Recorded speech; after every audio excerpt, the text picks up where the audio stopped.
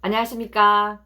2026년 5월 31일 288일차 고전이 답했다 시작하겠습니다. 당연하다는 말의 의미. 제2의 스티븐 호킹이라는 평가를 받은 물리학자 카를로 로벨리는 나 없이는 존재하지 않는 세상에서 아인슈타인에게 대해 이렇게 말했다. 아인슈타인은 가장 뿌리 깊은 믿음조차 틀릴 수 있다는 것을 보여주었습니다. 명백해 보이는 것도 사실이 아닐 수 있고 명백해 보이는 가정을 버리면 더 나은 이해로 이어질 수 있습니다.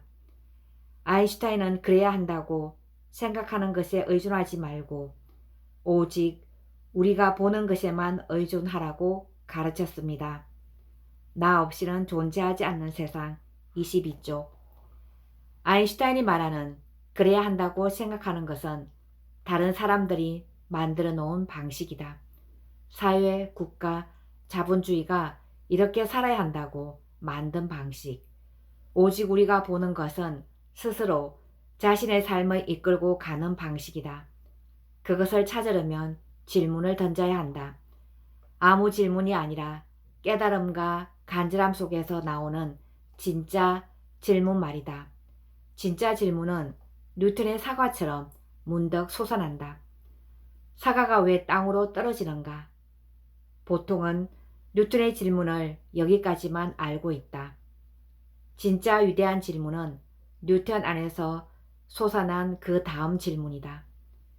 그런데 사과보다 훨씬 거대한 달은 왜 땅에 떨어지지 않고 하늘에 떠 있을까? 1666년에 뉴턴이 던진 질문 하나로 인해 인류는 1957년에 최초의 인공위성 스푸트니크 1호를 쏘아 올렸고 이후 6천여 개 이상의 인공위성을 쏘아 올렸다. 아마도 당시 뉴턴의 질문을 들은 사람들은 야, 당연히 사과는 땅으로 떨어지고 달은 저 하늘에 떠 있는 거지. 바보 아냐? 라고 말했을 것이다. 당연하다고 생각하는 것을 버리면 더 나은 뭔가를 얻을 수 있다. 내가 이 글을 쓰기 위해 욕지도에 처음 오던 날 이런 글을 읽었다. 해야 할 것에 집중하지 말고 하지 말아야 할 것에 집중해보라. 이 문장은 내가 전작에서도 인용했던 칼 구스타프 융의 말과 연결된다. 진리에 이르는 길은 의도를 갖지 않는 것이다.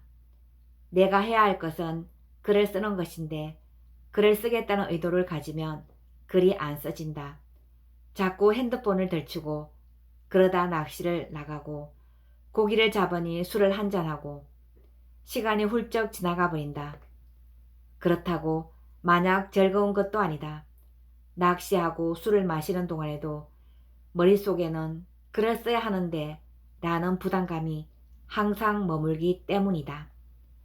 욕지도에서 책을 쓰기에 내가 하지 말아야 할 것을 써본다. 당연하게 하던 일들을 버린다. 1번 술을 마시지 않는다. 2번 핸드폰을 보지 않는다. 3번 TV를 보지 않는다. 혼자 섬에서 세 가지를 하지 않는 대신 할 수 있는 건 낚시, 산책, 독서, 그리고 글쓰기뿐이다. 낚시는 일용할 양식을 잡아야 해서 할 수밖에. 이것저것 할 수 있는데 그 와중에 글을 써야 한다.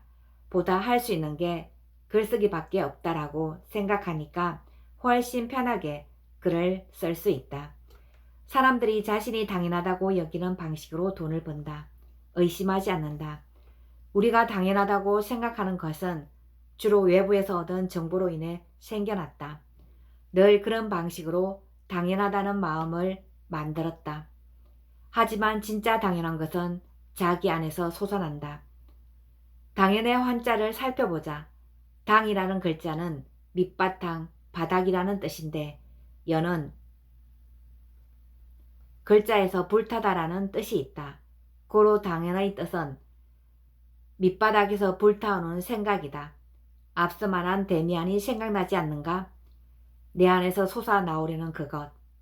바로 그것을 나는 살아보려 했다. 당연한 마음은 자기 안에서 솟아나야 한다. 남들의 말이 아니라 내 안에서 솟아나오려는 그것에 귀를 기울여야 한다. 당신의 목소리를 따라가라. 그러면 돈은 당연히 여러분을 따를 것이다.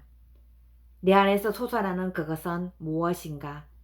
내 안에서 솟아나는 당연한 진리는 글쓰기밖에 없다라는 것이다. 감사합니다.